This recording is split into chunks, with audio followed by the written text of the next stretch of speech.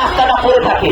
আপনি দেখুন কাউন্সিলরের বাড়ির রাস্তা সবসময় ঠিক থাকে, কিন্তু আপনার চলার রাস্তাগুলো কিন্তু সবসময় ঠিক থাকে না। যখনই ইলেকশন ঘোষণা হয় তখনই গিয়ে সরকারের বা রাজ্যের মনে পড়ে যে এই কাজটা আমার বাকি আছে, এই কাজটা আমাকে করতে হবে। আপনি সব সময় গিয়ে বলছেন যে আমরা নাকি ধাপ্পাবাজ। তাহলে যদি আমরা ধাপ্পাবাজ হতাম তাহলে আমরা দেশের প্রধানমন্ত্রী বা আমরা দেশ চালাতে পারতাম না। আপনি সামান্য 10 বছরের লোক, আপনাকে চিনে গেছে। আরে মানুষ তো চুরি করে, বুঝতে পারি আপনি তো চুরির উপর ডাকাতি প্লাস চুরি করে হোল স্কোয়ারে একদম পুরো ছাপ্পা করে দিয়েছে। তার জন্য আমরা চাই যে এই সরকারকে আমরা বিরাম দিতে চাই, এবং যেই সমস্ত নেতারা দুর্নীতির সাথে যুক্ত আছে তাদেরকে আমরা একটা হুঁশিয়ারি দিতে চাই, বাকিগুলো জেলে গেছে, এবার আবার তোমাদের পালা।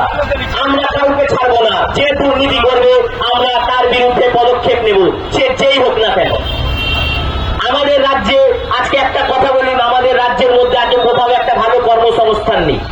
আমরা গর্বের সাথে কাউকে বলতে পারি না যে আমরা এই আমাদের রাজ্যে এই ভালো ভালো কোম্পানিগুলো রয়েছে, বা আমাদের রাজ্যে এই বিনিয়োগকারী সংস্থাগুলো এসছে। আমাদের কাছে কি আছে? আমাদের কাছে শুধু আছে লক্ষ্মী ভান্ডার, কন্যা ভান্ডার, কন্যাশ্রী, এইসব ছাড়া আমাদের কাছে কিচ্ছু নেই। আপনি লোককে বিভক্ত করতে রেখেছেন, আপনি লোককে দান অনুদানের মাঝখানে রেখেছেন। আপনি লোককে এটা বোঝাতে চাইছেন যে আমি তোমাদের দানের মধ্যে রাখি, তুমি আমাকে ভোট দাও।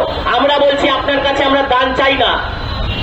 আজকে একটা মেয়ে, আমার যা বয়স, আমার মধ্যে একটা মেয়ে ভালো জায়গা থেকে তার শেষার কাজ করে তার সংসার চালাতে পারে, তার অনুদান চাই না।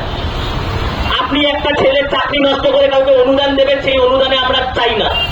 আপনি গর্বের সাথে বলছেন না কেন এখন দাঁড়িয়ে যে আমি এই প্রকল্পগুলো, এই কাজগুলো বাংলার জন্য করেছি, কিন্তু আপনি দেখবেন কোন স্টেজে দাঁড়িয়ে উনি এই ক্ষমতাটা বলেন না।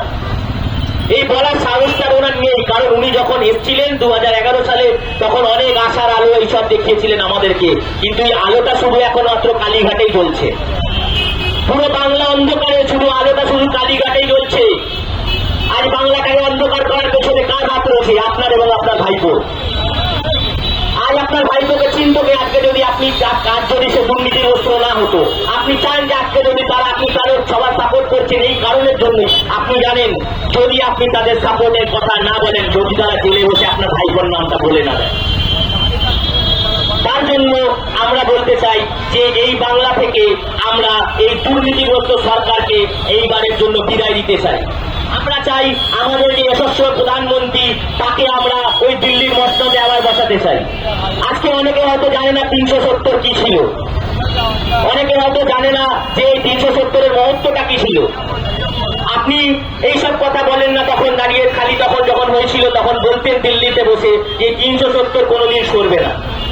দেখিয়েছে সেই লোকটাকে ক্ষমতাতে বা এবং ভারতবর্ষের সাপোর্টে যে সবকিছু চাইলে, মন থেকে স্বইচ্ছা চাইলে সবকিছু করা সম্ভব। অনেকে বলেছিল রাম মন্দির হবে না, আমরাও ছোটবেলায় শুনতাম, বড় বড়